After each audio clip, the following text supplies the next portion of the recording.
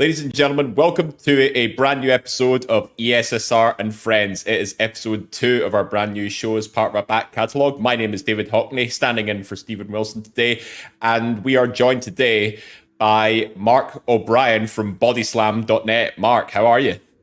I'm wonderful, Dave. Thank you very, very much for having me on. How are you keeping? Yeah, doing well, thank you. And yeah, it's just great to have you on board, and it's great to be, a part of, being able to establish a wider network with other wrestling community members such as yourself.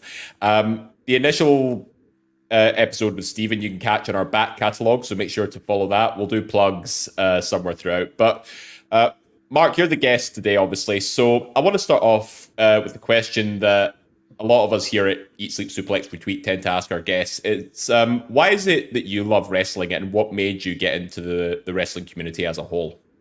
I think they're two very just different questions there, first of all. So, like, a bit of background for myself, like, obviously I alluded to off there, I'm a Celtic fan, so I lived in Glasgow till I was 7.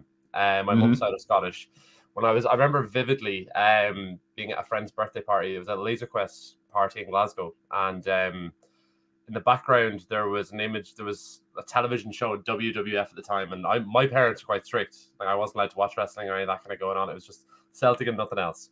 Oh, man after my own heart. Yeah, exactly. Spot on. But I remember vividly there was a backstage segment of The Undertaker chasing The Rock or somebody in a backstage segment, and they got outside. It might have been the episode where The Rock threw Stone Cold's title into the river, and it was about 1998, 99 kind of time. There's also a segment in that where The Undertaker, I think, was either locked or thrown down a manhole drain, or somebody else was involved in The Undertaker. And I vividly remembered that.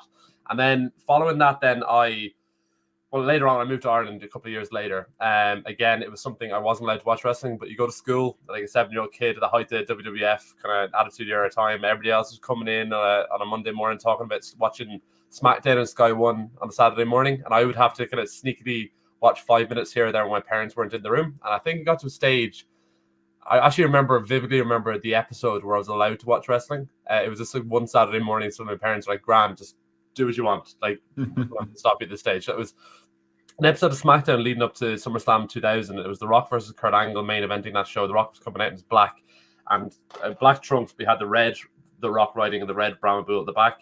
It was, and then it was the same match where Kurt Angle left the ring with Stephanie McMahon in a backstage segment after she'd been knocked out and kissed her to end the show before SummerSlam, that triple threat match with Triple H then. So that kind of gripped me. I'm convinced now that, like, my obsession with wrestling came from purely the fact that I wasn't allowed to watch wrestling. And it was like this kind of forbidden thing as a child. And it became a forbidden fruit, really. Yeah, exactly. Because I'd missed like a year or two of that Attitude Era hype where everybody was watching it. And I was kind of like, do you know what I mean? It was the thing, like, oh, I want to do it. And it's like, a kid, the more you tell a child not to do something, the more they want to do it. So we're talking around like sort of the late 90s, sort of when the Attitude Era sort of peaked. Is that the sort of time frame we're talking? Yeah, spot on. So I was born in 1992, so that would have been, I was about 7 or 8 then. And again, when I moved to Ireland, it's the height of that. So by the time I was kind of allowed to watch wrestling, that SummerSlam 2000 kind of time, I remember that show was Kane versus The Undertaker. Kane lost his mask and whatnot. Wrestling only had about another 6 months or so where everybody was watching. It was around WrestleMania 17 after that where suddenly people dropped off. But I kept watching off the back of that then. And again, it was like a habitual thing, regardless of how crap the product was for the following 20 years, WWE-wise. It was just something I did. I watched it. I would just out of practice, whatnot, regardless if I was interested. There was only a handful of times over the following 10 plus years, like when The Rock came back in 2010, 11, he was my guy when I was a child. When CM Punk kind of rose to fame and he dropped his pipe bomb, when Daniel Bryan took off. There's only a handful of times where you were watching wrestling, for me personally, where it wasn't like just on autopilot, watching it, knowing what's going to happen, kind of that formulaic kind of WWE style for those 15, 20 years. And then in terms of how did I get so involved in the community, I think I used to play Seven Fresh rugby. So rugby, I went to a rugby playing school when I was in Ireland, and rugby was kind of the be-all, end-all in my life, and rugby and wrestling was kind of like the secret thing that I liked. Like some people like Star Wars, Lego, all this kind of stuff. This is just my kind of guilty pleasure. And it was the type of thing, like, there's not many people you can tell you like wrestling. People look at you like, this weird, it's not real. And I'm like, I know it's not real, but I like it. Like, it's, again, there was that kind of awkward period where wrestling was really low in terms of people's perception. Almost like a taboo subject, would it be fair to say? It is, particularly when it was like a PG show as well. I mean, you yourself, it's crap. but like you can't stop watching it, and you can't stop loving some parts of it. You hate a lot of it, but even in your teens and whatnot, you keep on watching it. And through that time, like when I was playing professional rugby, I broke my neck and I had 11 surgeries throughout playing rugby. I had to stop playing entirely in 2021. Oh gosh. Yeah, but listen, it's fine. But also in that time, I had a load of surgeries. I was really unwell in the years leading up to that. You suddenly have a lot more time in your hands when you're not playing rugby or you're sitting in hospital beds. So you start deep diving more wrestling. You get into things like being the elite. You get into Ring of Honor. You get into New Japan. Then you discover like Lucha Libre, CMLL, AAA, but it was good. You go back and you see that the King's Road stuff in Japan, and suddenly you're like, what have I been doing for 15 years? Why didn't I watch stuff that was actually okay? So then during COVID, when I was kind of recovering from that, I'd saved up because we had like 2 years COVID to save up. I got onto Progress Wrestling. You do their WrestleMania tours. So for 2 years, I saved up and went over with a friend. One friend I'd found who was normal and liked wrestling.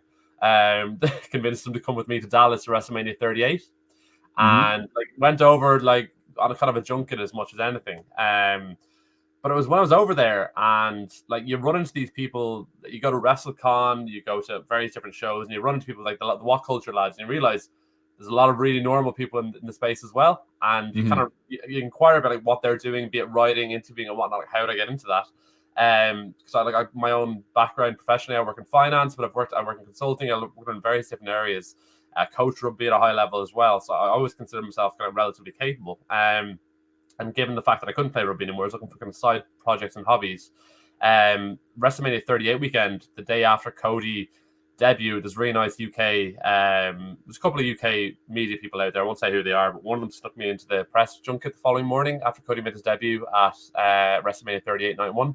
Just brought me in with them. I stood in the background while Cody was kind of chatting the shit, kind of moving from one junket member to another. And I was like, Jesus, this is pretty cool. And it kind of brought you back to that kind of level of childlike excitement.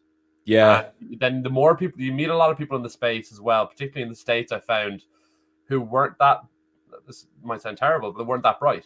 And they weren't really seeing wrestling for what it was, or seeing what wrestling media was for what it was, in terms of how to get ahead or what you're looking to do.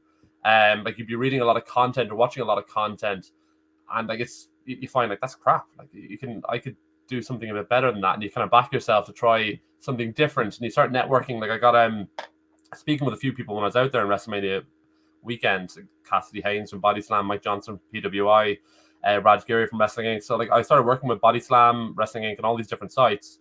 Initially to kind of bring you in to write news. So like you type up like 10, 20 pieces a day or whatever on top of your day job and on top of coaching, whatever, just like it pays for a couple of lunches or something a week type thing. You're just doing that to kind of get a foot in the door in terms of what you want to do, being in the wrestling space. So off the back of that, then I was able to start writing editorials for various different sites, then working with the likes of Voices of Wrestling, and then started leveraging kind of connections across the space, and start doing interviews and whatnot with talents and maybe media members as well, which I found really, really helpful, kind of building those connections, understanding from a professional standpoint of like how they progress and what advice did they give me in terms of, I don't know, I suppose moving into the space and making connections with WWE, AEW and whatnot. And I found that like there's a huge amount of really, really nice, brilliant people in the space. Like I met Steve at one of the junkets with WWE recently, and Steve's an absolute legend despite being a Rangers fan.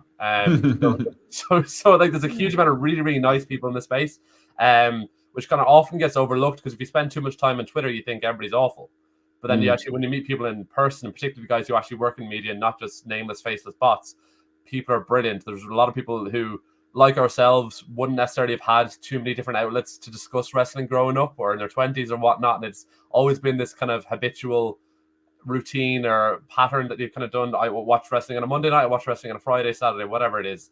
And then in your 20s or 30s, suddenly you're like, see wrestling last night. And it's that kind of excitement you had as you did as a kid. So, so that's kind of how I got into the wrestling space. And then off the back of breaking my neck, I gave it a few months, but being a bit of an idiot, then I started wrestling myself with Fight Factory Pro Wrestling in Dublin here. That would have been the school where like Finn Balor, Fergal Devitt at the time, and Paul Tracy set up. So I kind of did their beginners camp there. I absolutely loved it, and I didn't know in my 20s or teens that wrestling was really a thing in Ireland or domestically. How would you go about it? It's always, if you've watched the original series of Tough Enough, like you see these bumps being taken, and Triple H is getting at people, telling them like, oh, you can't handle the bumps, and it's made out to be this impossible thing. You're like, oh geez, I wouldn't be able to do that.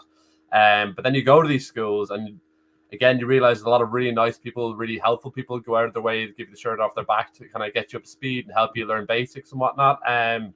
So I did that. Did the kind of 2 or 3 month introductory camp with Fight Factory, and then started training with them a couple of nights a week. The back of that, I was also training with the School of Irish Wrestling under Joe Cabray, who owns OTT Wrestling. So I did that. Did a number of their different weekend camps.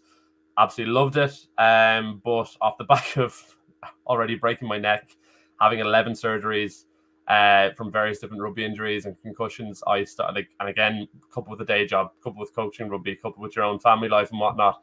Last January, I remember I was training in Fight Factory, and I was starting to feel kind of symptoms of concussions without even bumping, just from rolling around in a ring. And just so I kind of had to realize then, like, listen, I'm 30 at this point. It's probably wisest to prioritize your long-term health rather than continuously trying to kill yourself. So I stepped further in towards the media space off the back of that then.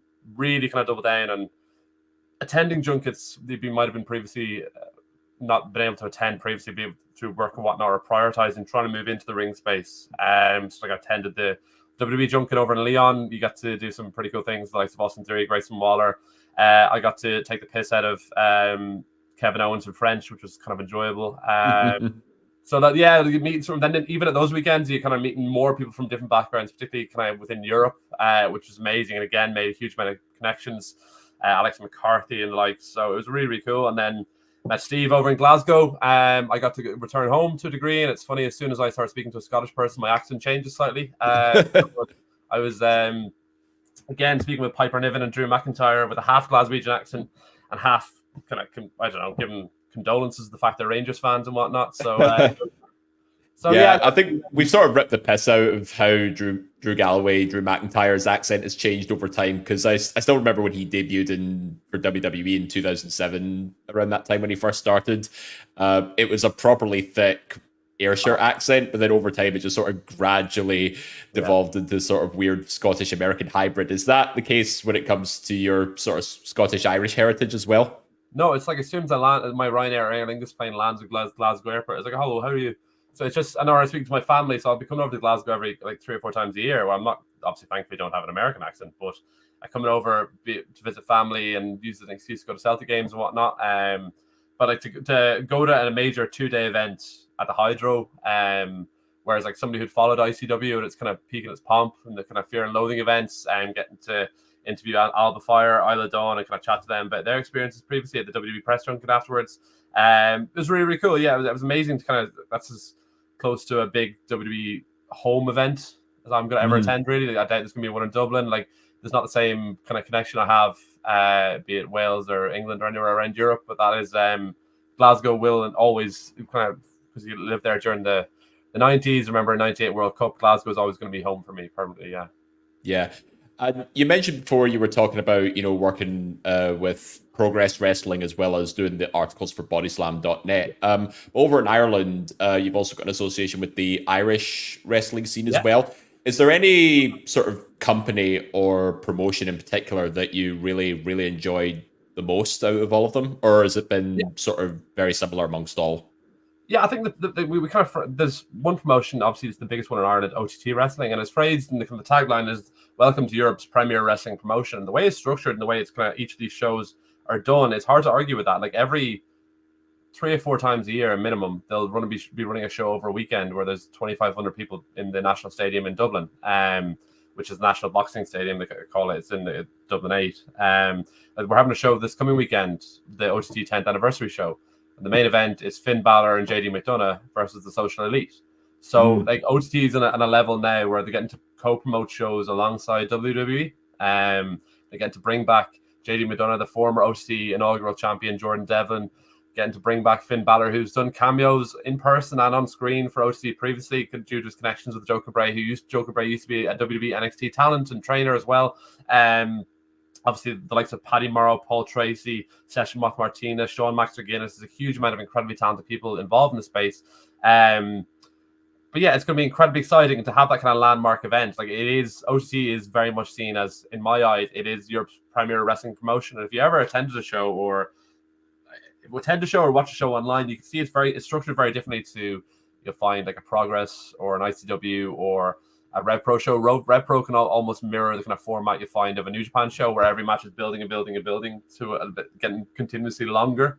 It might be 4 or 5 hours before you get to a main event. Like, a lot of crowd might be died off that stage. Progress show, you might have 2 hours and then a half an hour break, then another 2 hours. It'll be a long old Sunday or whatever day it is you're down in the Electric Ballroom. OTT shows are carefully managed, carefully timed. People don't go over time. Everything's really well produced. The production value, like Matthew Macklin, who drive that over in OTT as well. There's a huge amount of focus and effort to really provide a top class product and a top class experience. There's not a level of self-indulgence, as you might find in different promotions around Europe and the UK as well. But again, this is all carefully managed behind the madness that is Joe Cabray and his big Voldemort head. But yeah. So as an Irish promotion, that's kind of the premier one over here as such. Yeah, and there's obviously been a lot of crossover over the last sort of decade or so. You mentioned companies like ICW and Progress have been bringing over a lot of Irish talent. The names of such as Big Damo, Session Moth Martina, all of which have had prominent positions in ICW before. Do you think that in the Scottish scene or the UK scene as a whole, do you think the Irish wrestling scene is getting a lot more exposure? Just from expanding out obviously to performing more in the UK and Europe, and if so, has that been the big stepping stone to get them towards sort of international promotions such as WWE and AEW? Perhaps, yeah, but also, I suppose if you look at it from like just a logistics point of view, or just even statistics rather, you look at the WWE roster now. The 2 main nationalities outside of America are 2 small countries on the west coast of Europe. There's a tiny country called Scotland has probably got a population of 3 to 4 million. Mm-hmm. Ireland's got a population of about 5 million. And then on the WWE roster, you've got Sheamus, Finn Balor, JD McDonough, Lyra Valkyria. You previously had Becky Lynch. You've got people coming up in the wings. You got the previously, as you mentioned, you had Big Damo. You had Session Moth Martina, who'd appeared at Ring of Honor, had previously offered NXT UK deal. Debbie Keitel's appeared on NXT UK. And in Scotland, you've got the likes of Joe Hendry, obviously doing amazing things with TNA and NXT. Alba Fire, Isla Dawn, and so many other Scottish talents coming through as well, just based on the level of shows and the level of training that it takes place between Ireland and Scotland. It's kind of known in the industry as like 2 of the more premier areas to train as a wrestler. So I think I'm not necessarily sure the perception that if you train in England or you train in the UK or you appear in these shows is going to give you a leg up. I think there's an awareness within WWE. I think they probably have an awareness already that there's a promotion in Ireland that does 2,500 people, has produced regularly had the likes of Will Ospreay, Walter, Gunther for years as their champions, and so many other really huge stars are now the focal point of promotions such as AEW and WWE, and they're also producing their own home indigenous talent, same as ICW. I think big promotions like WWE and AEW are more likely to look at that rather than a Rev Pro, whereby you've got a generation of talent coming through post COVID, but up to that point there hadn't necessarily been that same level of generational talent as such. I think I'm not too sure if the leveraging people appearing on English-based shows has done necessarily a huge amount for the perception of Irish wrestling. I think it's more the ones that have made it to WWE already without having to leverage UK promotions that may have brought up the perception of Irish wrestling and the training and the skill and quality of talents as such. Yeah, it almost sounds like the UK and Ireland is sort of like a gateway to the sort of bigger, better things for a lot of European talent. You mentioned more wider European talent like obviously Walter, Gunther, but you could also maybe extend that out to say, Marcel Bertel, Ludwig Kaiser, Ilya Dragunov. A lot of like these sort of European talents have managed to find their way, to bigger and better things. But you mentioned about obviously, working behind the scenes and, getting more involved, working in person with all these media companies, and rather than just, getting involved online through social media a lot of the ways. But do you think when you see the fan base in person, do you think that's a huge driving factor for a lot of the success that these promotions and shows produce? In terms of domestic fan bases, be it Ireland or Scotland, or WWE kind of level fan bases? More just the UK audience as a whole, especially around the time we were talking about peak Attitude Era. It was Yeah. a widespread thing. We had Capital Carnage over in the UK a couple of times, and then we even had Rebellion 2002 in Manchester. We've had annual tours of WWE coming to the UK, and just recently now we've got AEW selling out Wembley for the second year in a row. Do you think the UK and Irish fan base has been the driving factor in some of these bigger American companies reaching out to sort of more European talent? It's hard to say. I mean, I know a lot of the guys wrestling in Ireland in particular were kind of talking about like what's happened previously, like different shows, be it in the kind of the late 90s, early 2000s, but you'd almost assume there'd be a lot of talents that are around the age of like my age anyway, like early 30s who are wrestling, but that isn't necessarily the case. There's a huge crop of talent coming through, say in Ireland, for example, that are that kind of early 20s age bracket. So God help them. They've got into wrestling from following John Cena and stuff. Like, so I mean, that's poor people. They haven't been exposed to proper wrestling. So I mean, like it's hard. Are we talking Ruthless Aggression John Cena or PG era John Cena? Probably PG era, just based on the fact that you got like 21-year-olds wrestling. You're like, geez, okay. What age did you start watching wrestling? I was around, sort of early 2000s Ruthless Aggression era when John Cena was in his peak, about a year away from capturing the WWE title, and he was doing the rap battles. That's what really sort of got me into it. That and getting to see Eddie Guerrero perform. He was like my favorite when I first started watching. Amazing. Yeah, no, and I mean, the people I know wrestling in Ireland, they'd have started watching when it was pure like Fruity Pebbles John Cena, I'd say, were probably that's their generation as such. So it's hard to say. I'm not too sure if the fan base is what's driven the success of kind of UK and Irish talents, but I think it's more down. I think a lot of it is it's trickle down effect. I think you can use an economics analogy. I think you've seen like the amount of stadium shows that are being sold out by OTT in Ireland now. I think is not necessarily a reflection of it is a huge part of the quality of shows that are produced here, be it independent wrestling and whatnot, but it's also a trickle-down effect of the perception of wrestling. And that's driven by the likes of AEW stepping in, creating a buzz and a shock and an alternative, and making WWE up their game as well. And obviously off the back of getting rid of a terrible man like Vince McMahon in WWE, they've obviously completely turned their product around 100%. So I think there's a trickle-down effect in terms of perception and people wanting to bring their kids to wrestling. Where do I go wrestling? Parents might know the difference between an ICW and an OTT and a WWE. They see like wrestling on a big show. It's a family-friendly show, whatever the perception is or the promotion is. And they see there's going to be WWE talents or ex-WWE talents appearing on that show. All these things kind of combine to help drive and thrive a brilliant scene. So like when you have all these amazing talents on, then you can leverage your younger talents. Then you can put them into a space where like it's, I know Rene Dupree, as random as that is appearing at OTT this weekend. So you can put him, a guy who's wrestled across America, across Japan, brief stint to WWE, but has done so much more on top of that. You can put him in with a younger talent that you can hope gives that talent the rub, but also helps upskill and give him different experience as well.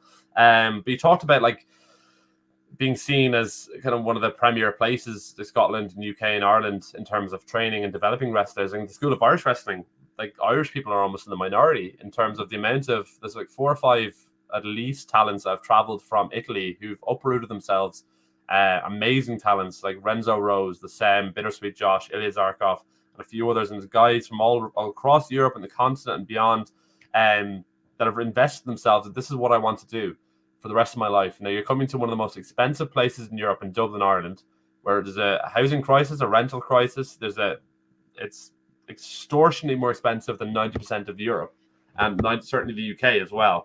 You've uprooted yourself to come over here, work a couple of part-time jobs, whatever it is, to train every single night at the School of Irish Wrestling or Fight Factory Pro Wrestling, to appear on shows across the island of Ireland every weekend, be it Titanic, NLW, OTT, RCW, Hard Knocks Pro Wrestling, and so Fight Factory Pro Wrestling, and so many other promotions to get yourself the best exposure possible and get the best training possible. Once you've kind of leveraged that, then you can start branching out further. Like there's a guy over in UK now, Zozaya, based over in Spain. A huge part of his training was done in OTT and School of Irish Wrestling as well, under the watchful eye of LJ Cleary, who's obviously famed for his now run with Noah.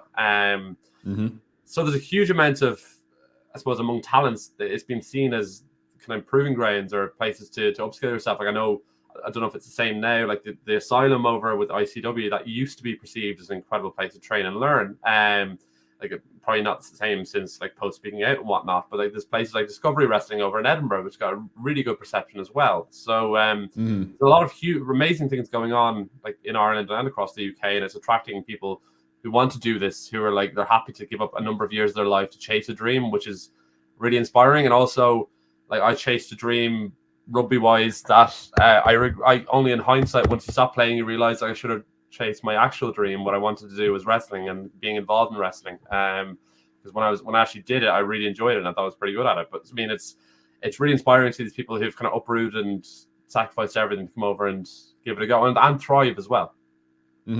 Especially in, when you're moving to a foreign country and you're trying to accustom to change I imagine that there's going to be a lot of challenge associated with that, not just from location wise, but you have to change your lifestyle, your routine. I can imagine does it take a bit of a mental toll on you as well? For those guys, I'm sure it does. Yeah, I mean, if I'm coming from Italy, where it's a fabulous lifestyle, having your siestas and your coffees and your pizzas and whatnot, and there's never a drop of rain. Like thankfully it's not as grey as Glasgow, but Dublin's pretty grey most of the time as well. So do you mean just things like that? And like that, how does that affect yourself mentally if you're not seeing the sunshine every day? You're away from your family and you're living in some bedsit or something to kind of get set up in Dublin, and right, shit, maybe you come from a really nice background in Italy where I got a comfortable style of living, to suddenly like, all right, I'm going to work in my corner shop from like in the morning, I work in a petrol station in the afternoon, then I go training wrestling at night. Do you know what I mean? Like there's a lot of mental, a lot of sacrifice. A lot of sacrifice, a lot of mental strength to keep at it, and not just do it for a couple of months, but do it for a couple of years, and then keep going. And then once you've kind of got that profile and you're doing really well, like, do you branch out and push yourself across Europe more? Do you branch out and start pushing yourself across the United Kingdom? And so many of them have done really, really well. Like I mentioned Isaiah there earlier, and obviously LJ Cleary, he's about 25 and he's fucking taken over the world. Like he lives pretty close to me, and I used to train with him in Fight Factory, Hard Knocks Pro and OTT, and like he'd be on shows across Europe Thursday, Friday, Saturday, and Sunday, and then he'd train different schools across Ireland Monday through Thursday as well. So like there's a level of commitment that is required to really go for it. Like you can do it. People can do wrestling for fun. Everybody got their own individual goals in terms of if you want to do it just for a kind of weekend crack and or just to train midweek to have it, treat it like you would like a social football team or something. But if you want to really make a go of it, like there's a huge level of sacrifice required. And anybody who's made it, like even like JD McDonough, I spoke to him recently, did an interview with him, and like the amount of people think he's kind of really recently branched on the scene, but he's been doing wrestling for 20 years since he was 12 years old. And there's a huge amount of sacrifice and time involved in that, even just a physical toll on your body as well. So no, listen, I've infinite respect for these people who kind of give up their hopes and dreams to follow something else. You mentioned obviously Jordan Devlin, JD McDonough. He's probably one of the bigger success stories to come out of Irish wrestling. He's been over in ICW a fair number of times. He's obviously done the Cruiserweight Classic. He's been Cruiserweight champion in WWE, and now he's running strong as part of the Judgment Day in WWE as well. So it just goes to show, sometimes the sacrifice, all the struggle can really pay off. 100%. Yeah, I mean, even just chatting with him recently, like he, like the things he did before he joined WWE, like I mean, across Progress, all these different sites, and across Japan and Big Japan, 0-1, all these different places.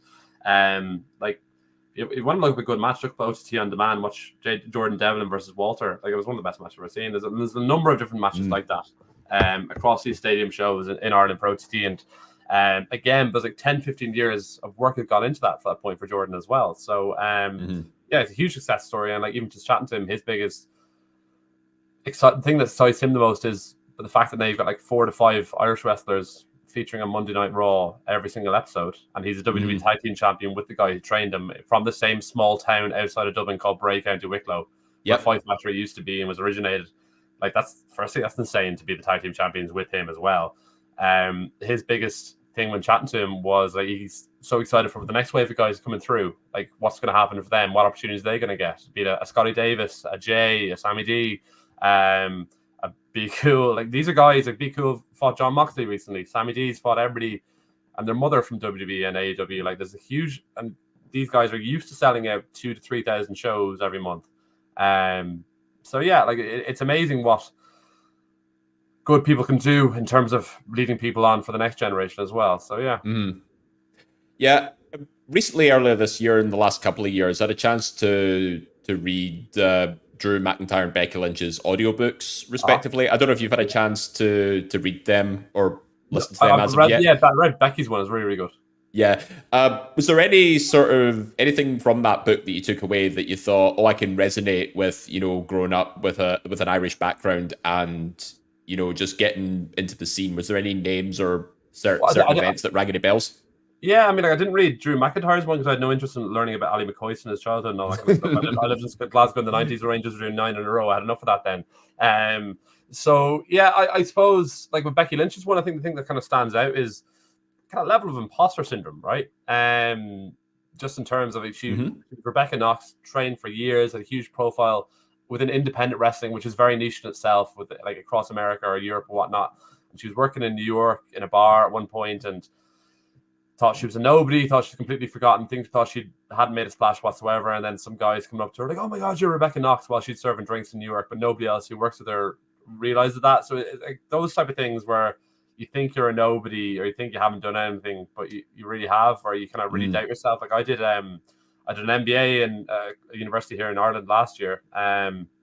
Somehow managed to blag a scholarship, but a lot of that was around rugby as well. But like I was working with these people who got incredibly high level backgrounds and like CEOs of all these massive companies. And I'm just some fucking spoofer who likes wrestling on the weekends. Do you know what I mean? I played a bit of rugby, but you kind of go into these rooms like, shit, fuck. And then that level of imposter syndrome, but also once you start getting into a room with these people, as Becky kind of alluded to in her book when she was working in the W Performance Center, and you put her under a pressure situation, the more comfort she got, the more belief she got in her own abilities in a relatively short space of time.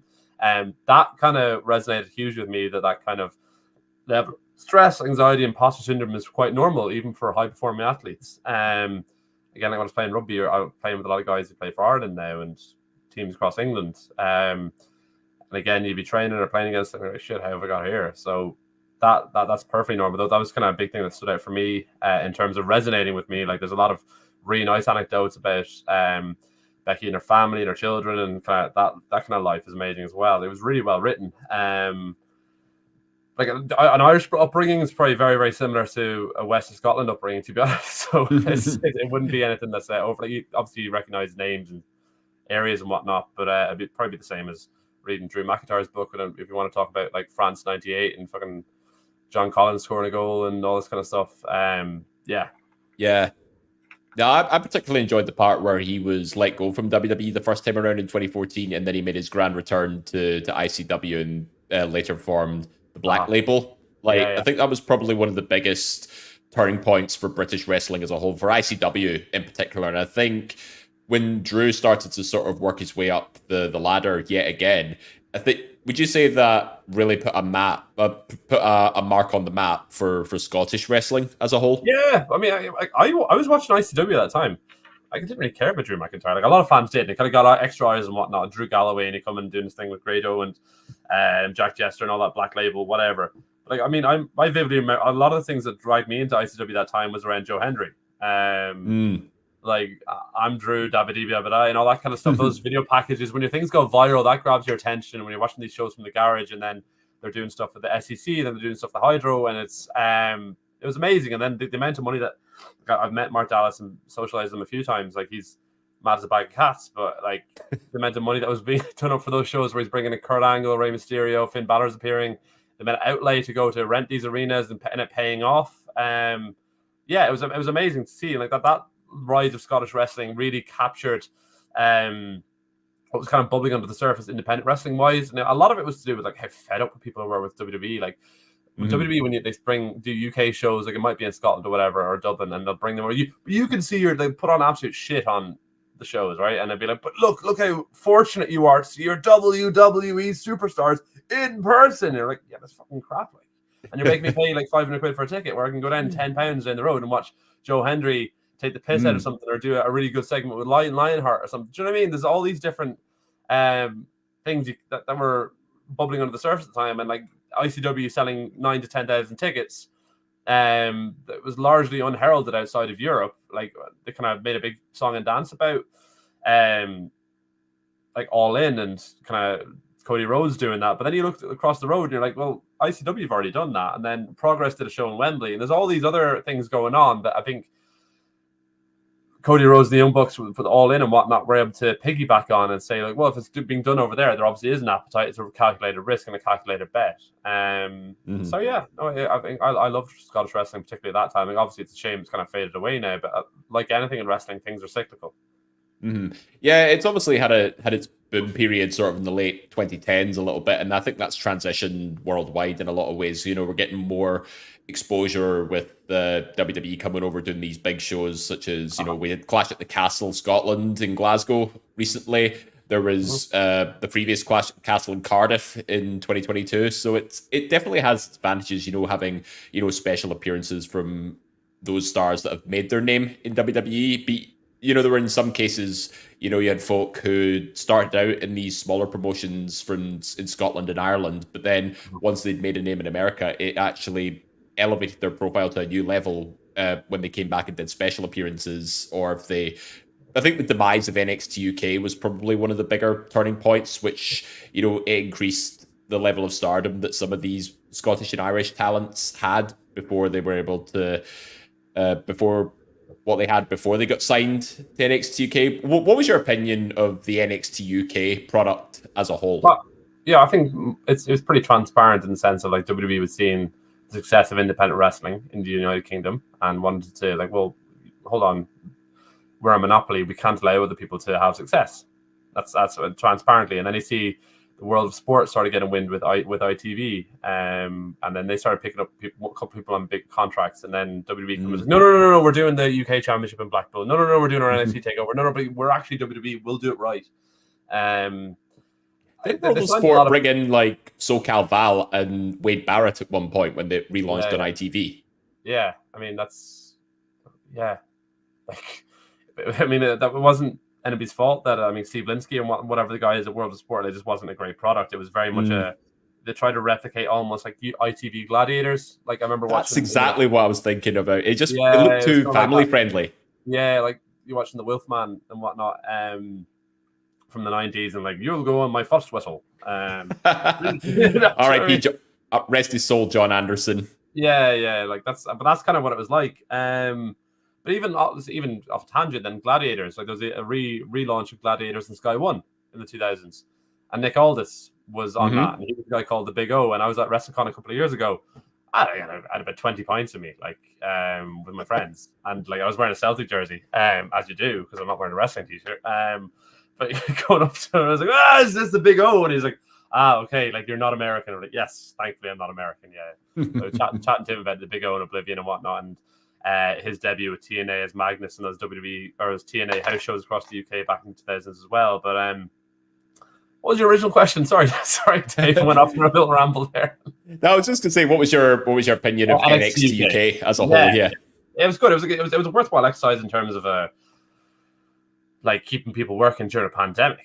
I think it had a huge amount of promise, and it started off very hot, but then it fizzled out very, very, very quickly. I think there was a lot of promise around, like, we're going to open a performance center and we're going to do X, Y, Z. But in reality, they opened a performance center that was open one day a month. You bring people in to tell them we're going to do this show. We're going to do training on a Friday, then we're going to record like 20 episodes of television across Friday and Saturday. On those 20 episodes of television, you might wrestle 1 or 2 matches each. So like it was, I don't know, it was content for the sake of content to fulfill obligations and to grow the WWE network more than anything. I think obviously the level of exposure it got for a lot of talents to be able to train across Florida and all these different places. Like Piper Niven was the only wrestler in history to go straight from NXT UK directly to the main roster. But then you've got the likes of Grizzle the Young Vets who went over to NXT UK and JD McDonough and so many more.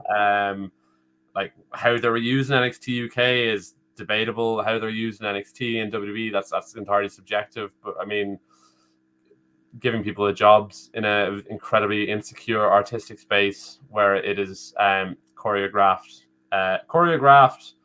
telegraphed, predetermined fighting, like that's never a bad thing, is it? No, not at all. As long as it tells a story, I think that's sort of the main driver of what the entertainment factor is. Yeah, and I think fans, by and large, nowadays, they like to be able to dictate to what a product should be and what they like and how somebody should run their business. But I think that's not really how any business or any form of entertainment works. You kind of consume entertainment. If you like it, if you like it, it continues on. But like the point of a business is to generate revenue. The more revenue a business generates, it mightn't be to your taste, but if it's driving more and more revenue and at lower costs and higher margins, you can afford to pay more people and pay people more as well. So listen, yeah, NXT fulfilled a purpose in terms of content creation and content driving, which allowed WWE to leverage Peacock platforms and as well as move on to NXT or to Netflix now. So I mean, there was obviously a larger plan in place. I mean, people have teased and hinted at NXT Europe. I mean, people even within the know in Ireland or within the wrestling space rather, always talk, but yeah, we're looking forward to NXT Europe. We hear it's going to be in Dublin. Whereas if you work in media space and have kind of relative contacts, you know that's never been actually a thing that's going to happen. It's just been something that's touted purely for speculation purposes, but it's never. NXT Europe isn't going to be happening anytime soon in the next 5 to 10 years anyway. Yeah, was there any particularly juicy gossip that you got when you were working like press events, or you were working with any sort of media figures within the last few years? Yeah, I've got a good few friends in the AEW roster. I was for the past couple of years for All In. Like I meet them, like they have me over to the Talent Hotel, and we'll have tequilas. That probably gives you a bit of a hint who they are. Beforehand. That sounds really cool, actually. Getting to do tequila with some of the talent. Yeah, it was kind of, again, you're like, what the fuck am I doing here? Like, but yeah, and like, yeah, like no fists, just flips, or no flips, just fists, and all that, and that. If that's probably hinting who it is, yeah. Yeah. There was one of them was hinting at there was like a meet and greet in the Box Park of Wembley this year. It's pretty cool.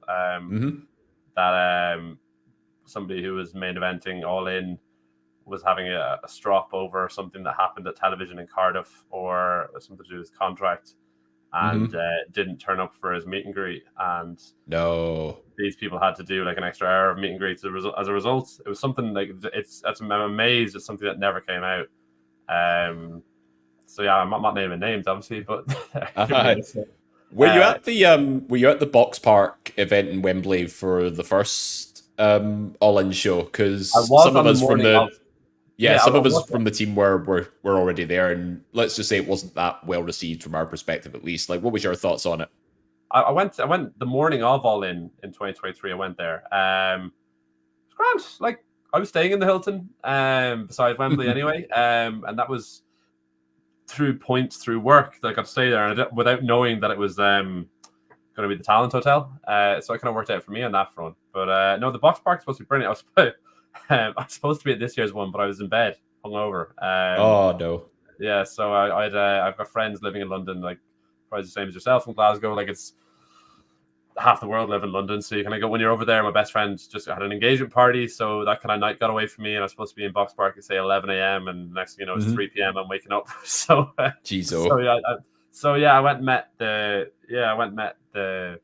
AEW talents up in their hotel rooms, and they're kind of the rooftop bar and the Hilton then instead that evening. But the Box Park I think was supposed to be done pretty well this year.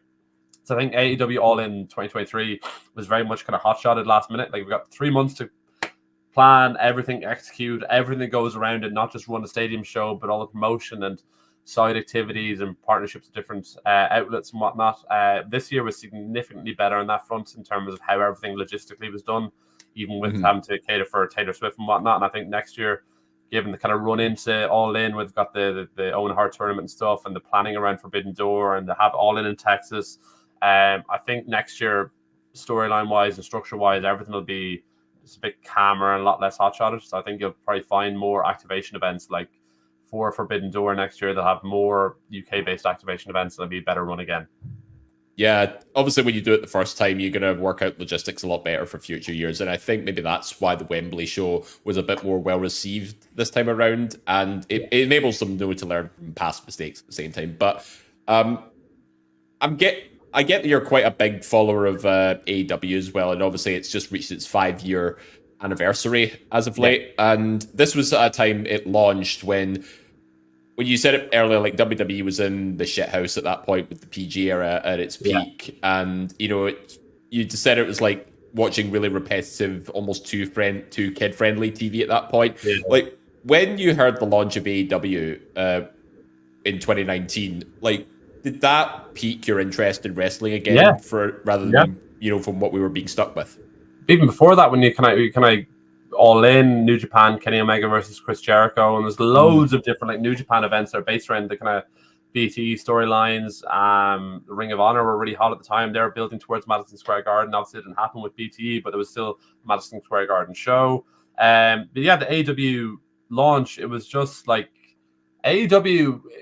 It's a funny one, right? It's a company that was kind of built on a promise of a partnership between talent, owners, and fans, where everybody's kind of got this own equal say, and it attracted like a really fed up fan base, an intelligent fan base, and it invited in the media cohort probably too much. Right, I had a rant, a bit of a soapbox rant this morning, to a group of people who are working in the space as well, and I think it attracted so many different factors that when one thing falls off, or one group of people falls off, they all start bitching and moaning, and you can see the engagement of that. It encourages other people to start bitching and moaning about things not happening the way they want it to happen, even though it's not their product and their TV show.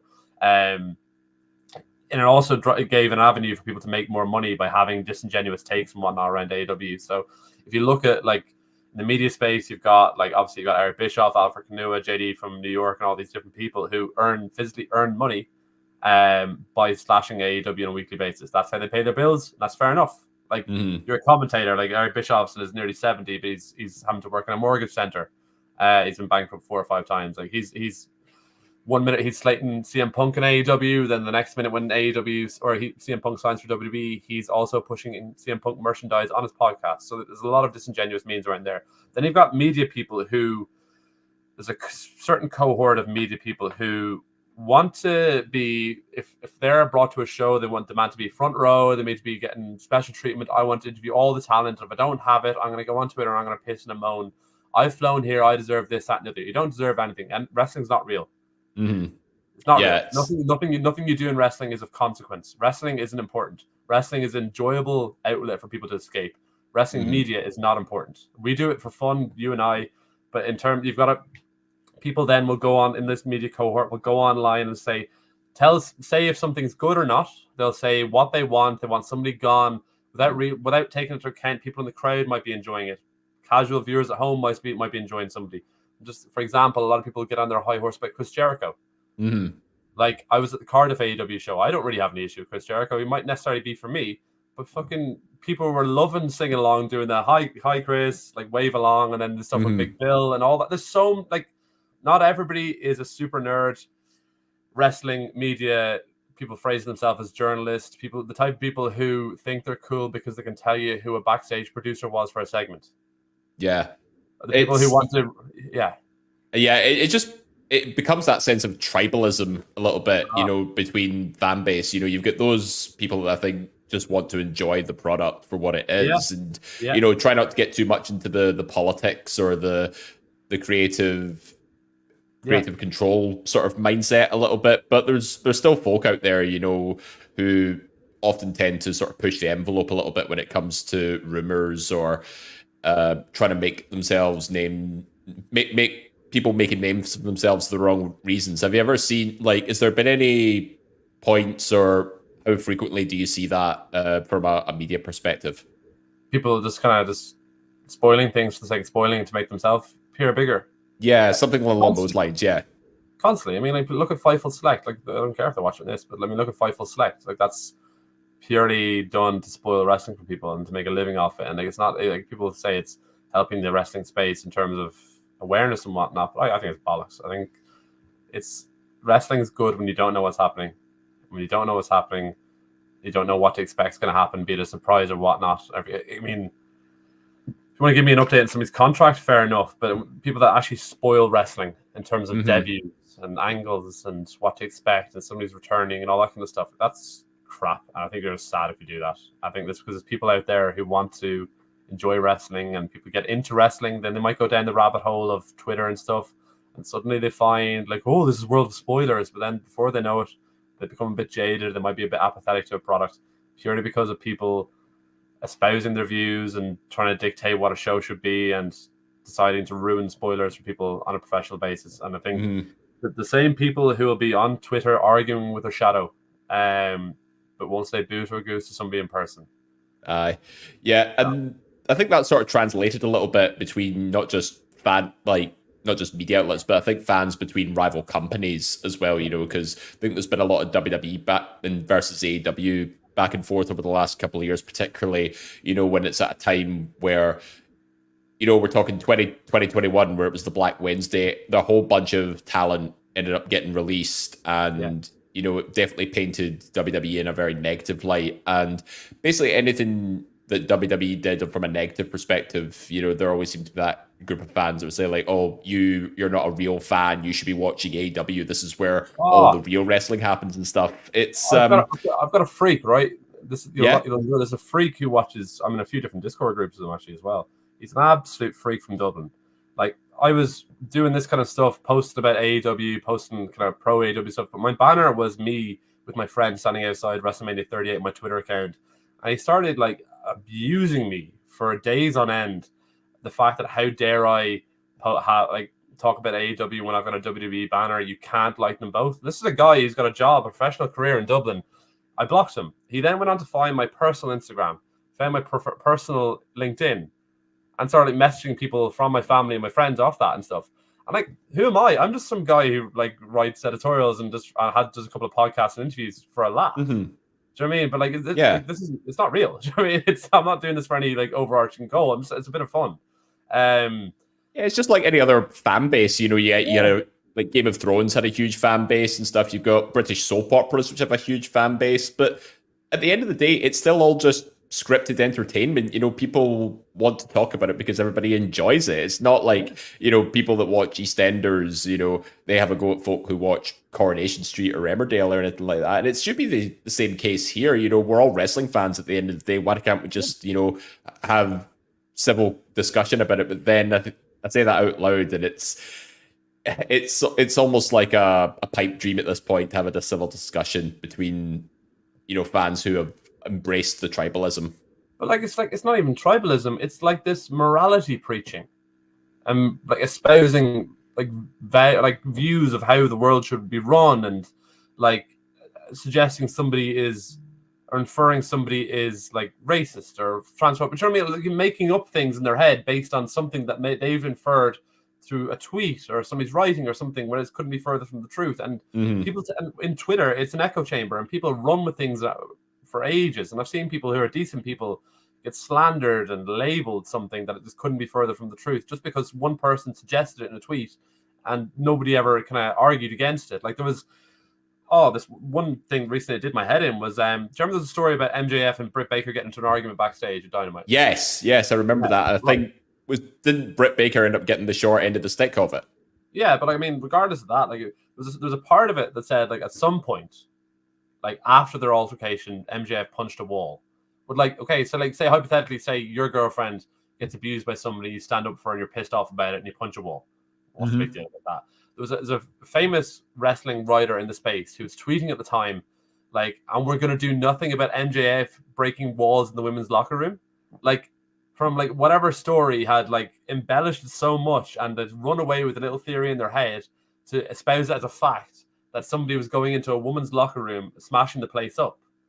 Do you know what I mean? And it's like there's a danger and a lack of integrity in doing these things purely to drive clicks. And these are one of the people who like aren't necessarily engaged with farmers like Alfred Canoe or Eric Bischoff and whatever. This is somebody who she attends. She's from this part of the world. She's from Northern Ireland, I think, but she attends AEW presses and junkets and stuff. But it's also moaning about the quality of their seats and stuff. But then is also embellishing lies and embellishing rumors purely to drive up their own engagement, which does nothing for anybody's product. So yeah, like there's a level of disingenuity in the space, particularly in media, that I want to write a lengthy piece about at some point. Yeah, my own catharsis. But yeah. When you're talking about press events and media scrums, I'd actually want to ask about the All In media scrum where CM Punk obviously cut that infamous promo about how he's old, he's tired, he hates working with children, that kind of thing. Like, what did you make of that, given that it creates a lot of buzz both within the wrestling community and online? Well, it was obviously something that was premeditated by himself, based on the fact that there was a huge amount of stories being published about him. And I think wrestling in post-COVID become something that was like terminally online. And again, like the media were given far too much power from talents in the space, constantly leaking stories out and whatnot to for their own political gain and agenda. Where in a company where there is that level of who's the linchpin, who's the key king player within AEW, you've got Tony Khan, you've got like CM Punk, you've got Chris Jericho at the Bucks, and all these different main players are all fighting for supremacy and power. And a guy who's like, if CM Punk had never dived into the crowd in LA, like this whole world would have been a wonderful place. But instead, he broke his foot, went home, sat at home in a miserable dark room for like 6 months, or whatever it was, came back. And in that time, his name had been slandered and blacklisted and blackballed by a number of people who were bad faith actors just to purely try to get their own agenda and get him out of a company. Like I on record, I really don't like CM Punk now, since he's left AEW in the way he's kind of tarnished the company as a whole and a lot of people who work there and gone out of his way to affect people's mode of income. And I think his performances in WWE are very inauthentic, and it's done purely for a paycheck and also to smite people. Like, the enemy of my enemy is now my friend type thing, right? So I don't like him on that front. I think he's very disingenuous, probably psychopathic, but anyway, what can you do? So I was hugely empathetic towards his cause when he was in AEW, based on, I know a lot of people were leaking stories out, how he's treated it all in 2023. I was the one who foolishly told the media, that our people in the media, a guy called Nick Hausman, that I found out just from speaking to CM Punk that he wasn't picked up at Heathrow Airport and things. So I sent him on the photo of him on the tube and that. So yeah, like there's a lot of it's hard to know. I think there was no right person in that scenario. I think the Bucks probably aren't the best of people. That kind of camp of people, they're quite high schoolish and sneaky and like slimy behind people's backs. I think they're triggering somebody who's very easily triggered, who is probably neurotic and whatnot as well. So I think it's two wrongs don't make a right, and I think everybody's worse off as a result of it. I don't think him going back to WWE, like, obviously there's been some cool moments at Hell in a Cell and it's helped Drew McIntyre, but I think at the whole, I don't think WWE have grown exponentially because CM Punk's back. He's driven the money through t-shirt sales and stuff, but he's a guy who's nearly 50. He can't take a back bump anymore because his back and his body's so broken down. I think the last proper good year of wrestling you'll see we've had from CM Punk was 2022.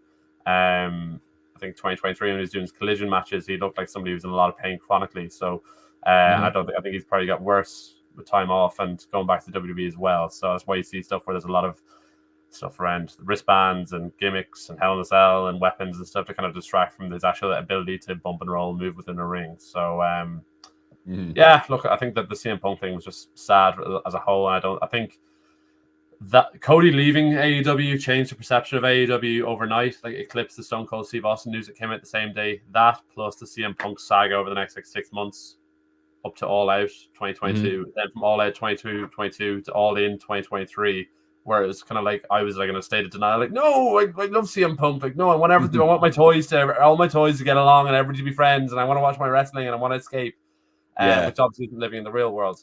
But yeah, look, it is what it is. It's just it's a shame more than anything. Yeah, we've had a few conversations about, everything between the All Out 2022 scrub and what happened to All In 2023, particularly because CM Punk was the sort of joining factor between both those events. Some of the conversations we as a team here on Eat Sleep Suplex Retweet have had is it's sort of put Tony Khan under the thumb a little bit as well. Like, do you think Tony Khan running AEW, do you think he's a good boss of AEW, or do you think he's almost too pally with some of the talent, and is that affecting his decision making as part of AEW's growth? Yeah, I mean, there's a lot of people making these comments and assumptions without really knowing and haven't been involved in the business or they don't know how the actual workings of it. I mean, like, it's also a 5-year startup. And to think a 5-year company where you're achieving nearly $1 billion over 5 years and a TV contract, like, that's ridiculous. What he's achieved in terms of ticket sales and whatnot, like, he's achieved more than anybody thought possible. So he's done something right, and he's now turned a profit for what that company, for his investment as well. Now, like, yeah, I think the easy thing is, like, he's CM Punk, he's not a boss and all this kind of stuff. Like, Okay, but he's also got like, say, 500 employees, corporate-based employees in the production side and how to run the company. Then he's got backstage producers, media, production, all that kind of stuff. Say there's another 100 people there. Then he got like another 100 odd wrestlers. So they got so many different people in so many different places. So now on the production side, he's now got Mike Mansouri, who's an incredible guy on the production side. On the operating side and running his actual day-to-day of a business, he's got a guy called Koche Irby, who's absolutely incredible. He used to be running the Clemson American football program at the university over there, to running his whole marketing and merchandising and production and promoting the product now. He's got a guy called Jeremy Flynn. So he's got 3 or 4 different people doing some really good jobs. Now, these are people that could have been in place, if you're looking from a corporate strategy point of view, could have been in place a couple of years ago. But listen, better late than never. So he's got a lot of ducks in his row, and you can see the quality of production, the promotion of events. It's a lazy argument nowadays. It's like, oh, we only promote on Twitter. That's not true. Watch the TV product. Look at other avenues, the local media, the amount of people that are being put forward to do media appearances, which wasn't the case a year or two ago. And he was also, Tony Khan's also a guy who's a director at Fulham, Jacksonville Jaguars, and a load of different other companies on top of that. So, I mean, there's only so many hats you can wear. So previously he had CM Punk and he had Cody Rhodes in that position as well. So Chris Jericho used to be kind of a number 2 for a bit as well. But like Cody Rhodes decided, like, no, I don't want to be number 2. I want to be the big honcho. And then after essentially his wife's contract wasn't leaving, he decided to go back to WWE. Or his wife's contract wasn't being renewed for her role as chief brand officer because she did nothing to grow the brand of AEW. She did absolutely nothing. She was an on-screen performer who had her own office backstage and was being treated like a queen without doing anything, which from an operational point of view was just inefficient. And then CM Punk obviously implodes because there's a power struggle between him and the EVPs. So then what are you left with?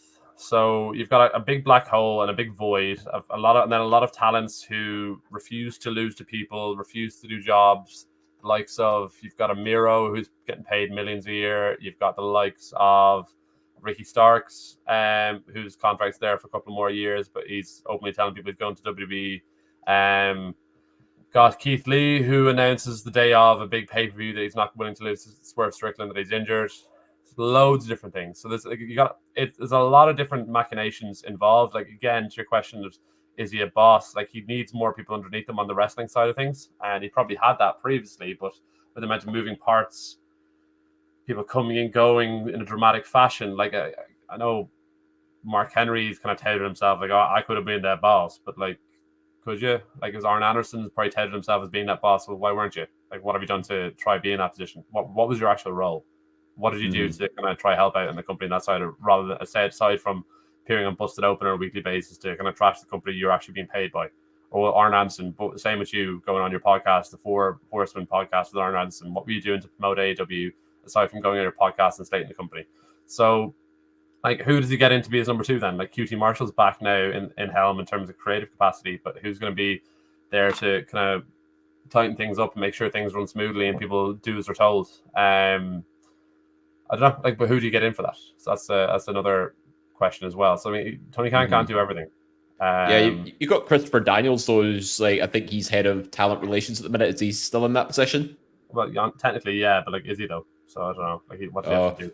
So there's a lot of ambiguity, a lot of assumptions here. Do you have? Yeah, like what qualifications do you have from a human resources background or a legal background? He's a wrestler. Do you know what I mean? Like, he's given a nice little title to kind of help out with stuff when they first launch, but like, now you're a $1 billion company. Like, who are you getting in to kind of take over that role? Like, somebody in the wrestling space shouldn't be in that kind of legal position anyway. Yeah, and we sort of jump over to the other side from looking at it from a WWE perspective. Does that, obviously with the release of the Vince McMahon documentary on Netflix, so you have a bit more insight into what was going on backstage while he was at the helm. Was there anything from that documentary, like from like either a backstage or a media perspective, that was quite an eye-opening experience, or was there anything that really sort of took you by surprise? Nothing for me, no. I mean, I think a lot of us who are like chronically online, and a lot of us who've spent too many years watching wrestling, kind of knew all these stories anyway. I think the purpose of the documentary was to get people up to speed on what wrestling is, but also at the same time to be this kind of promotional vehicle for WWE and Netflix to say, like, the big bad man's gone, we're brilliant, we're taking over the world. And because there's going to be a huge cohort of people who watch Netflix who haven't a fucking clue what WWE or wrestling is. So there's that kind of element to it as well. It is everything. If something is released by WWE, or if there's something pro WWE on Twitter, there's a 99.9% guarantee that it has been pushed by their PR teams and marketing teams, promotional teams. So that there's authenticity isn't necessarily true. If you want to find out more about what's going on with not just Vince McMahon, WWE, Linda McMahon, historical sex investigations, follow the likes of Brandon Thurston, follow the likes of John Pollock. They'll give you the actual truth in terms of what's going on in investigations. I mean, they didn't touch on, like in the documentary, about Stephanie McMahon being fired by WWE and then being brought back to replace her dad. They didn't touch on all the power Paul Triple H Levesque had taken off him, like with NXT being stripped down to the bare bones and all his people being fired. They didn't touch on what happened with Shane McMahon when he came back. They didn't touch on Stephanie McMahon resigning the moment that Vince McMahon came back. They didn't touch on really the leaks or who leaked what to the Wall Street Journal. They didn't really get into huge amounts with the Janelle Grant stuff. They didn't talk about John Laurinaitis. They didn't talk about Brock Lesnar. There's a lot of people in WWE currently. They didn't talk about executive officer, CBA, all these different people who are being labeled as the likes of Bruce Pritchard and Triple H and Nick Khan, who are in positions of power, who are aware of all these things that are going on at the time. Like, it was a very disingenuous documentary. But what are they going to say? Like, hey, we're WWE. Like, yeah, we knew this was going on, but like, we didn't do anything about it. But we're still cool. Come watch our show on Netflix. Like, do you know what I mean? This, if you watch it and you think it's an authentic, real telling of events, like, history is written by the victor, as people will say. Like, so the victors are people who got rid of Vince McMahon from the company. You can assume that's Nick Khan, Triple H, Stephanie McMahon, from my point of view. So, yeah. Yeah, no, that's I get there's a lot of like still a lot of ongoing investigations at the time that the document was released, so I think there was a bit of discrepancy on that front. But got a little bit of time left just before we wrap things up.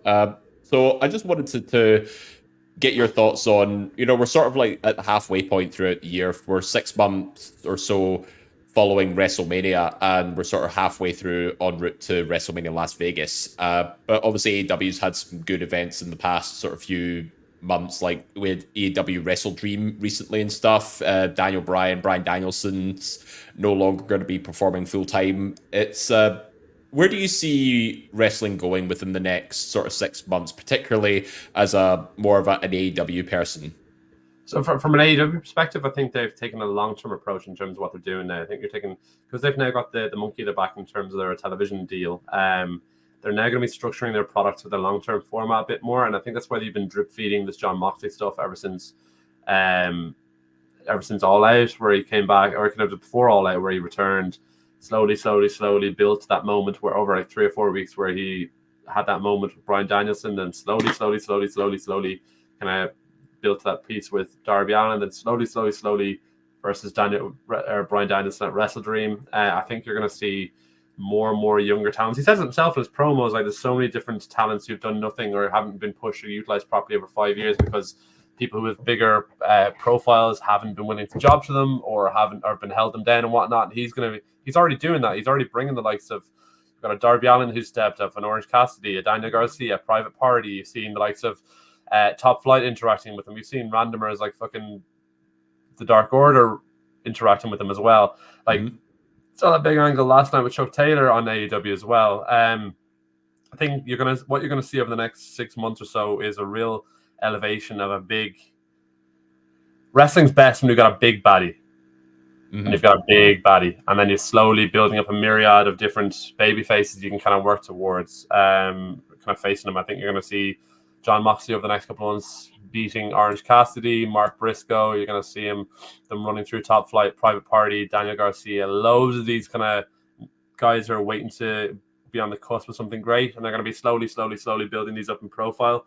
And then Darby Allin hasn't been featured since Wrestle Dream, so he's probably going to do something along the lines of Sting, kind of come in this brooding dark figure who's going to be the one to take them all out, like the NWO back in the day. So I think, you'll probably see by, I don't know, maybe Double or Nothing next year, where something you're building towards a climax of this type of stuff. And then you're on the road to All In again, where you get into the Owen Hart Foundation. And then in terms of WWE, like over the next while, like I don't think the WWE product as itself is that good at the minute. I think production-wise, fan engagement, fan participation, fan enjoyment, it looks unbelievable. It looks like a spectacle. Like, it looks really, really cool. It looks like a carnival. The same as like the shows they had over in Clash of the Castle and whatnot. But like if you actually watch a lot of the week-to-week shows, it can be painful to watch. Like somebody will make an entrance, then they go to an ad, then they'll go to a package for WWE shop, then they go to an ad break, and they might have another package, and then they'll do a backstage segment where somebody's talking to Postman Pierce, and then somebody else will make their entrance. Then there's probably one guy who's been standing in the ring for 15 minutes. Do you know what I mean? And then they'll have a 2-minute match.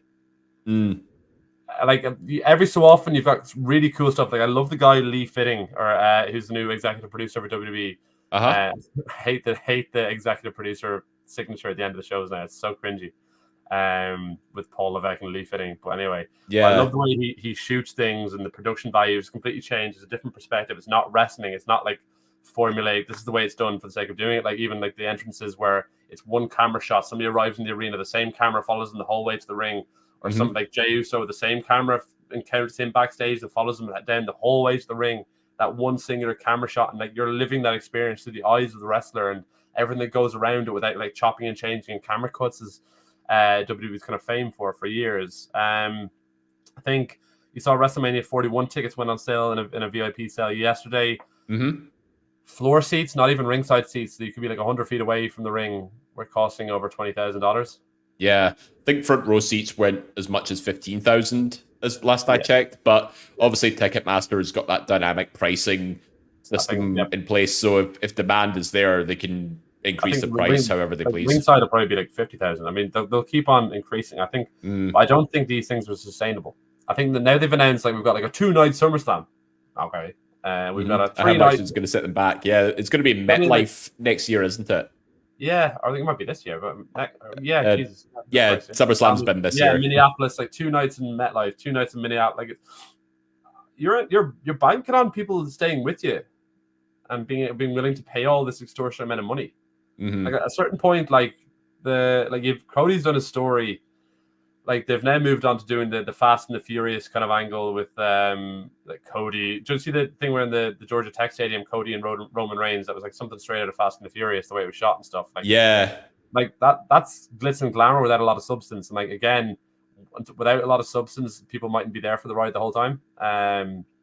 So I think Cody needs to refocus in terms of what he's doing for the next while. Like I think again, he seems to have been eclipsed by Roman Reigns.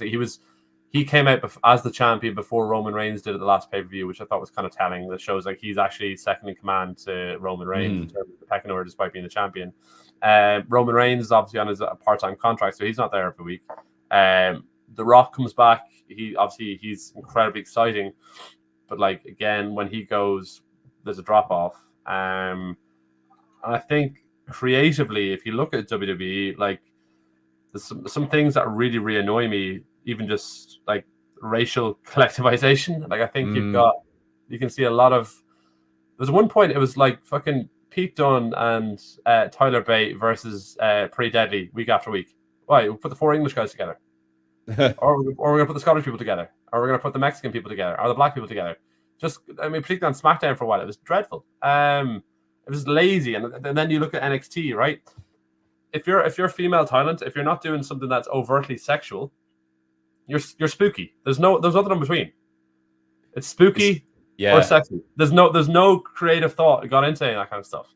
It's kind of reminds me of when Saraya or Paige first joined in 2012. You know, she was the anti diva at the time. I mean, she still looked great. Like, you know, both from a physical and character perspective, but she was arguably one of the best, most talented wrestlers on the roster at the time. Yeah, I mean, but even like you're watching like Julia and Stephanie Vaquer on NXT, right? And you're like, it's watered down, it's condensed, it's structured, it's within a time frame. Like it's just like people are like, oh my god, Aura, oh my god, cinema, all this kind of stuff. Like when you watch the product, like half the time it's just like dreary nonsense. And if you've seen these people previously in different arenas and different venues, and what Julia's really like when she's over in Stardom in Japan and Marigold, or if you're watching Stephanie Vaquer from Forbidden Door or CMLL and whatnot, you know how unbelievable they can be, but then they're kind of pigeonholed into these roles of WWE universe crap. It's quite dreary and miserable. But in terms of your original question, in terms of how long what do you see for the next 6 months, I see WWE growing obviously exponentially in terms of revenue and whatnot, and that's what it is. It's company driven to turn revenue, and with the likes of TKO behind him, who recently today launched or announced rather they've bought that Bull Riders organization. They've bought most of IMG, which are sister company of Endeavor. They've got a huge amount going for them in terms of resources and whatnot to be able to keep furthering partnerships and brand activations and marketing and awareness within the public zeitgeist. So it's not something that AEW will ever be able to compete with on that front, just in terms of resources and infrastructure in place. But yeah, like they'll continue to make money despite themselves. I think they'll continue to grow and grow and grow and grow without necessarily the quality, I think, being there in the long term. I think outside of Roman Reigns currently, there's a bit of a dearth in quality. Yeah. Well, I think obviously with the Netflix deal coming in the new year, I think, there's probably an opportunity for it to be a bit more glamorized, but also some room for maybe some new opportunities as well. But I guess we'll just have to cross that bridge when we get to it. But just to wrap things off, Mark, I've got a few sort of very straightforward questions, but I just wanted to sort of get a gauge of, what some of your favorite things in wrestling are. So, you've mentioned earlier you've interviewed the likes of JD McDonough recently. You've also interviewed Alex Shelley, Brody King, some big names across a different array of talents and backgrounds. But who's your favorite person that you've ever interviewed, whether it be online or in person? Kevin Owens. There was a morning in the Leon pre-backlash scrum, and he kind of heard my Irish accent, and he'd been surrounded by a lot of kind of creepy social media type interview people beforehand, and he was really, really annoyed, and it was like 8 a.m. in a bad mood, jet lagged. Hi, Kevin, listen, thank you very much. We'll speak a couple of minutes here. And he's like, yeah, I want, get on with it. So bonjour, mes amis, nous sommes ici à Lyon avec Kevin Owens. And he kind of looked at me, he's like, Jesus. I was like, yeah, is that all right? And he was like, yeah, that's actually pretty good. And I was like, okay, then you can have a bit more fun with it. Or like I chatted with Bailey after that, and AJ Styles, actually, that was a really good morning. Bailey you've got like a 3-minute time frame. Started chatting about that DJ OT song, Hey Baby. Yep. So I was like, I bet you've never heard that song. She's like, no, I've never. I was like, this is who it is. Classic song. Like, oh, really? So again, she just thought it was something that was made up by fans. But and then with AJ Styles, I started singing the Il est vraiment phénoménal song for the night before. So like that morning, again, that was about 9 minutes worth of interviews, but that kind of morning was the most enjoyable morning I've had in terms of interviewing talent. Excellent. What's the favorite event that you've ever seen live? Wrestling as a media or just wrestling? In general, just as a fan. Okay. It's as a fan, there's two. It's Supercard of Honor 2022, Ring of Honor WrestleMania weekend. It was the first weekend where FTR were against the Briscoes in their first ever match. It was the most amazing thing I'd ever seen in my life. It was the closest thing I've ever seen in a wrestling form to an Old Firm derby. Like it was every second of every match, people in the crowd were invested. It was 50-50. Top guys, them boys, top guys, them boys. And it was electric. And I've never had a match built to such a crescendo like that. But they topped it later on. And then as a fan again, it was actually FTR once more against Royal Quest 2022 against Aussie Open. That was an even better crowd. It was in the Crystal Palace Arena against Aussie Open, but 3,500 people there. It was a bit more intense, intimate atmosphere. And the UK fans are a bit more like football focused. There's a bit more like smacking the barricades, a bit more chants. People, 3,500 people for nearly an hour from start to finish on their feet. And it was the most beautiful. And it's so crap on the stream in comparison. Like in person, like I was the guy. I don't know if you've heard of. There's a channel called Wrestle In with Kieran RH. He does a lot of kind of New Japan kind of stuff. You've probably seen him on Twitter, but he was sat beside me, and like he's an Aussie Open guy, so he was crying that they lost. I was crying that FTR won. So it was absolutely amazing. And then from a media point of view, All In 2024 this year. Like All In 23 beforehand, I loved every second of it because I was ringside for it. Jammy. Yeah, a few of us were sort of spread out over the crowd, but I remember that. That was a really good show.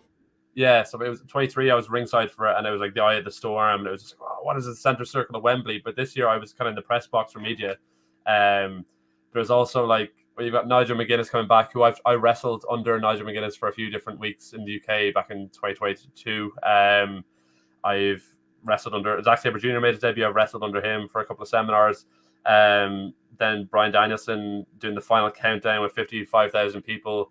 And like him winning, I genuinely started crying. And then afterwards, we went straight to the media junket. And I was the first person who got to ask him a question at that press conference. Nice. There's a huge amount of overlap. Bryan Danielson, in terms of his personal life, being around broken necks, concussions, having to step away from sports, being into breath work, meditation, a load of different things that I kind of helped me on my kind of physical health journey that I wanted.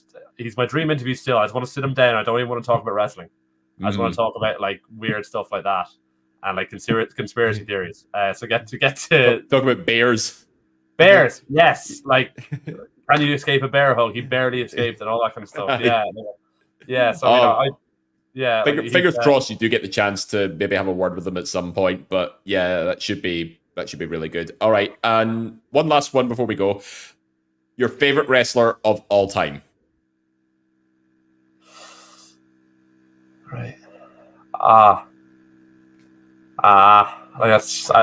find that really hard. Like, it's growing up as a kid, it was The Rock until about 2012. It was The Rock, because when he came back, he wasn't The Rock. He was the Dwayne. He was Dwayne, yeah. Yeah. So like, okay, so it was The Rock, and then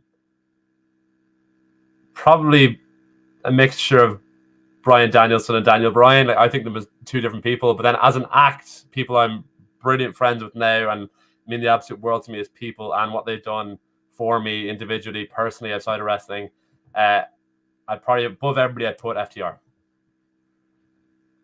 Yeah, that's a very, very good mix. You know, you're sort of progressing through like Attitude Era to sort of 2010s, and then you obviously got the tag team selection there as well. I mean, you can't argue with FTR. Saw them in NXT as the Revival, and some of the best tag team matches I've ever seen in my life. They're just such an awesome team.